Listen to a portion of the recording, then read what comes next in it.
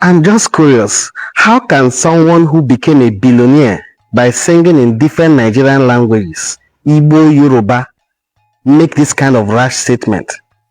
Whether who speaking Nigerian languages help?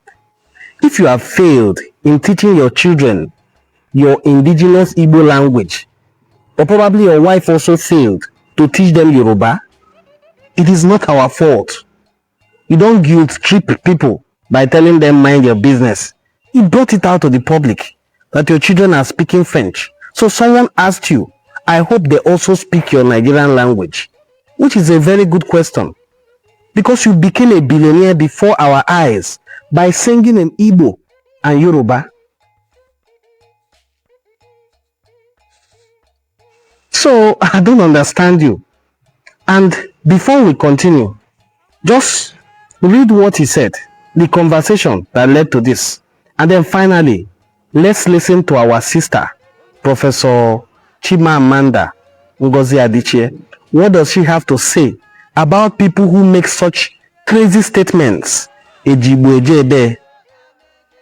who say our indigenous languages don't matter. Here is what Chimamanda Ngozi Adichie had to say to them. Let's listen to her. Somebody once said to me when I was talking about how important it was for us to conserve our language,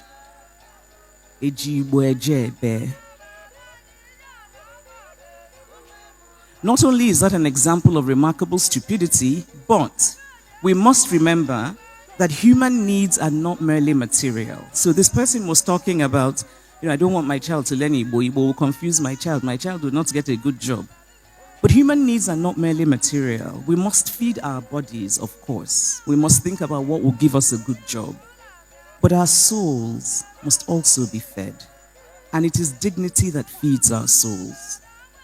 So the country of Iceland has about 400,000 people, a very tiny country, but they put so much effort into preserving their language.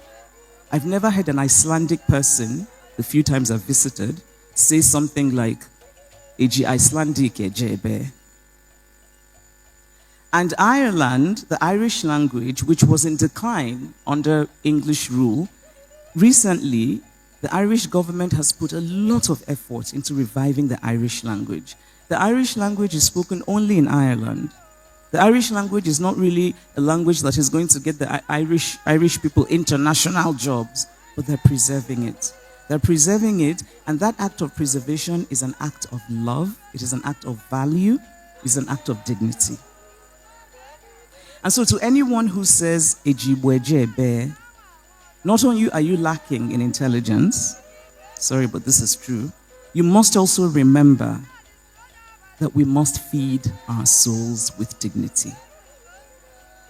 And so while all of these issues, language, names, are significant, we must focus now on the large fire that is burning up Igbo land.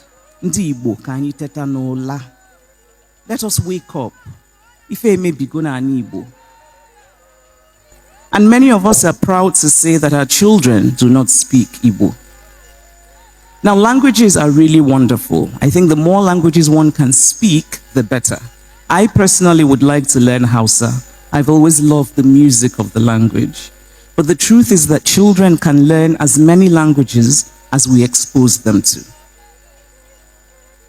But what is happening in Igbo land is not about whether children can learn languages or not. It is the result of the lack of value for what is ours. We do not value what is ours.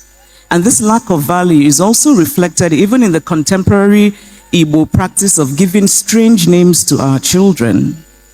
Names we like, not because of their beautiful or deep meanings, but because they can be easily shortened to sound Western. Cassie, Zara, Jida. Unana Zaelia Fanenweri Synod.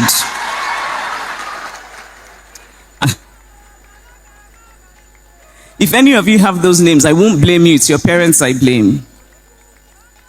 But as an aside, I've noticed during my book signings, and I've done many book signings, but particularly the ones here in Nigeria, I've noticed that many of my Yoruba fans who come to have their book signed and they tell me their names, they always say very proudly their full names.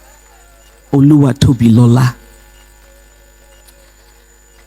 And I have to tell you, I find this deeply admirable, but also I feel a kind of whimsical sadness, because that almost never happens with my Igbo fans. Ndizara Nakasi.